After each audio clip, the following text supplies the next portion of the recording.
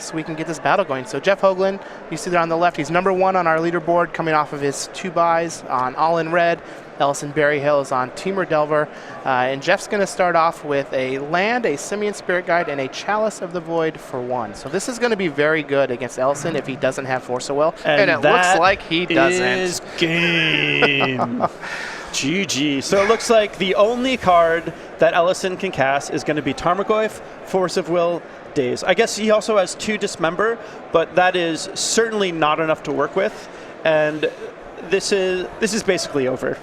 So Ellison's just going to Volcanic Island pass back. Jeff has a Sandstone Needle and passing back. Ellison does have a Wasteland, but he's not going to cash it in on that Sandstone Needle just yet. So Jeff has access to 5 mana this turn just off his lands if he has something like a City of Traders. So there's going to be 5. This could be, there's 6, and we have an Inferno Titan, all on turn 3. Yeah, pretty sweet. So basically, we saw the Chalice essentially lock Ellison out of the game for the most part, and now this Titan is going to do the heavy lifting of actually winning the game.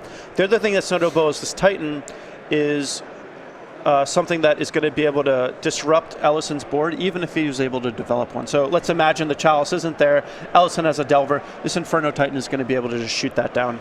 Yeah, so the Inferno Titan is going to deal 3 damage to Ellison when it enters the battlefield. It's also going to get that same trigger when it attacks, so it's going to end this game very quickly, and Ellison is just done. It's not even going to give him the chance. That Chalice for 1, just going to be the nail in the coffin. Jeff, the Master Brewer, is just too fast, too furious. What a powerhouse. He looks like such a nice guy, but then you play him, and you might as well write out your obituary or something, because you're going to leave that table a dead nerd. So let's go ahead and take a look at the sideboards here, as Jeff is going to take game 1 very quickly with All in Red. He does have another copy of Chandra Flamecallers. If 1 wasn't enough, we got a second. 2 Goblin Rabblemaster, 2 Magus of the Moon, 2 Pyroclasm, 2 Shattering Spree, and 4 copies of Trinisphere in Jeff's sideboard. What do you think our Master Wizard here is going to bring in? So I think there's a couple different ways he could go about this. He could try to become a little more threat dense, or he could become a little bit more disruption dense. The Trinisphere is certainly a good card against the Delver deck. The Delver deck is really light on mana, and it is predominantly all 1 mana spells. And Trinisphere, which Jeff could potentially play on turn 1, would make it so that all of Ellison's cards would cost at least 3 mana, making it really difficult for him to deploy very many spells at all. So Trinisphere seems like a pretty good card to bring in here. Magus of the Moon is also a card that can be useful, although it can be a little sketchy if Ellison has some number of Lightning Bolts still in his deck.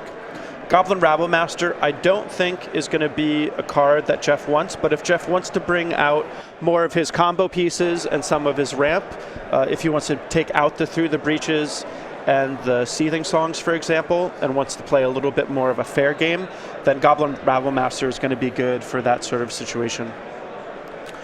That sounds good.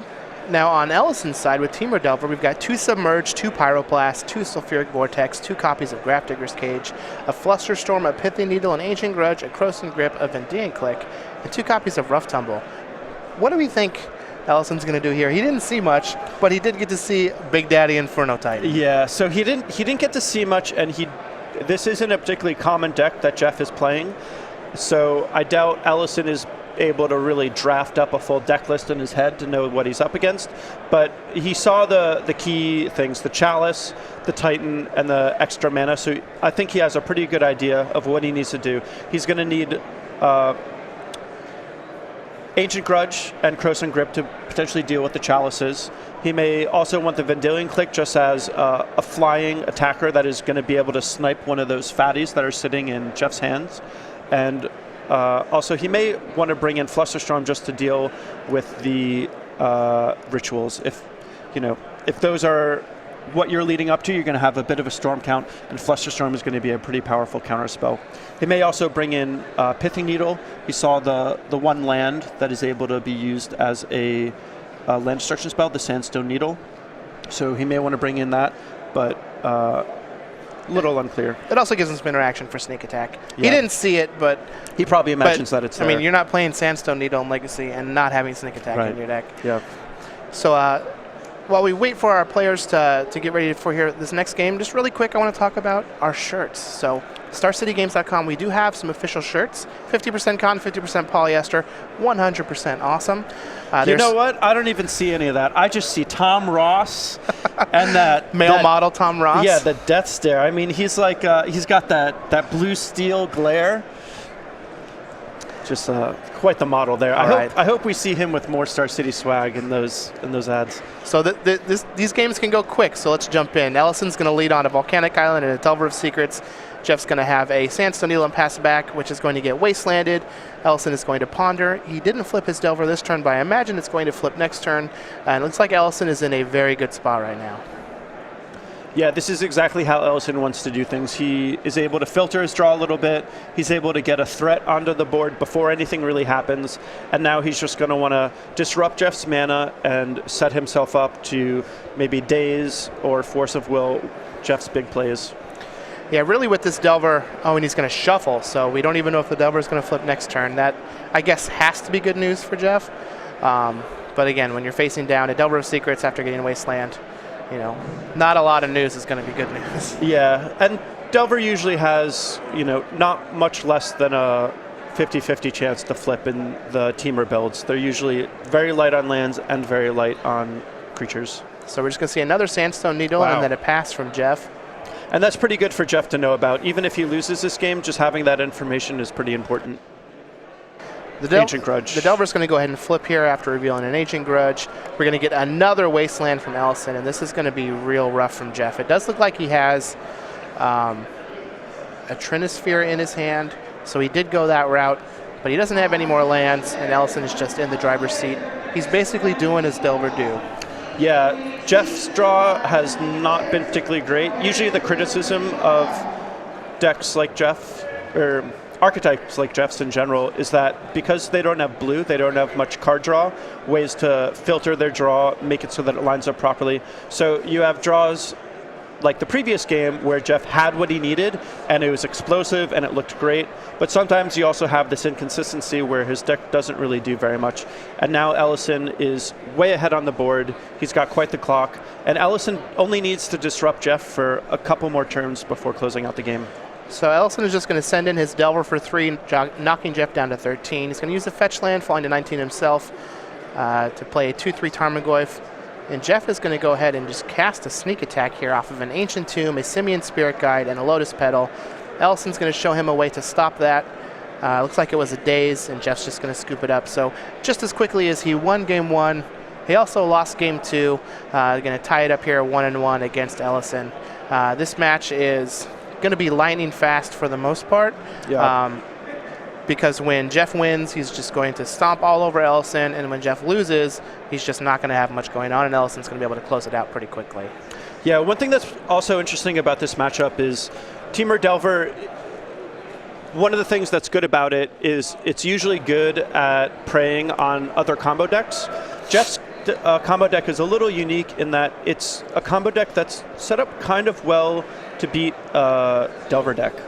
I mean, some of the cards that it's playing can just completely lock out the Teamer Delver deck without having to invest a whole lot. For example, Blood Moon is something that the Delver deck really can't deal with.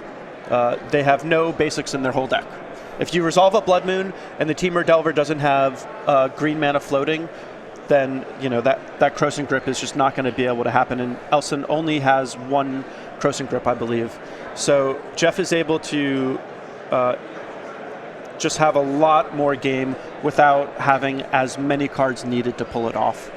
He just has to make sure he can get it on the battlefield before Ellison is able to land a threat. Now, in the meantime, while Jeff and Ellison finish shuffling up for Game 3, let's talk real quick about the YouTube or the StarCityGames.com YouTube channel. Oh, sweet. So youtube.com/StarCityGames, where you can find basically everything. So Versus Series archives, Premium archives, SCG Tour archives, unboxings, so much more. Yeah, really, really great. Having stuff like this is awesome. I know for me specifically, I'll be working in my studio for all day, every day, and I'll have music playing a lot of the times. I'll have coverage from tournaments playing sometimes, and sometimes I'll just put these on in the background. It's a great way to just absorb Magic information, and it's definitely a great way to level up your skill. Yep, again, it's absolutely free to like and subscribe to the StarCityGames.com YouTube channel. Again, youtube.com/StarCityGames. So as we come back here, for those of you just joining us, Jeff Hoogland is on All In Red, currently 2-0, tied up 1-1 against Ellison Berryhill, who's on Teamer Delver, also 2-0. Ellison, however, had to get there the hard way. Jeff is coming off his 2 buys as he's currently in first place on our leaderboard. He's basically all but locked up qualifying spot for this Players' Championship. He does have to be in the top 3 points earners at the end of the Invitational here in 3 weeks. Yeah, two great players playing some great Magic, and I have to say that I'm a little torn between who's going to win this match. I really like Jeff because of all of his brews. No, he's got the Force of Will. But Teamer Delver is one of my favorite decks, so I feel like I'm rooting for both, but that's not really rooting for either. So Jeff's gone ahead and just went for a turn 1 Blood Moon with a City of Traders and a Simian Spirit Guide. Ellison did have a Force of Will, pitching a Ponder, going down to 19. And while he was looking through his hand, it looked like he had 2 copies of Force of Will, which is going to spell bad news for Jeff Hoogland. Yeah, the other thing that's a little bad for Jeff is he started with the City of Traders, so that means his next land drop is going to cause that city to go away. Hopefully Jeff is able to follow it up with another big play, and if he is able to do that, that would essentially mean that the City of Traders won't be needed on turn 3. But if Ellison has another Force, it may be otherwise. So it looks like Jeff does have a Chalice of the Void.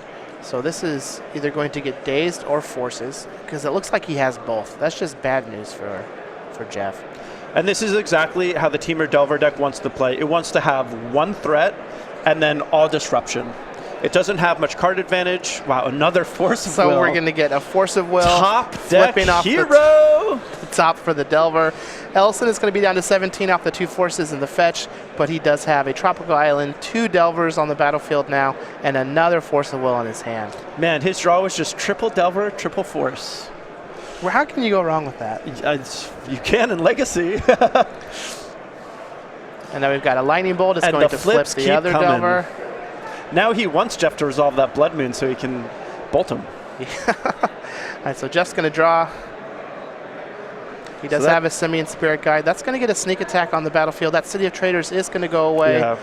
But Jeff is going to be able to use that sneak attack next turn with that Mountain. And did we see another? Oh, Spell Pierce is what got cost. Oh, so he had a Spell Pierce in his hand too? So this is really bad for Jeff, and he's going to be scooping it up. So we saw there the classic getting Delvered. Yeah, I like to call that. This is exactly why you would want to play a Delver deck in Legacy. Is just you get to play the aggro deck against all of the combo decks.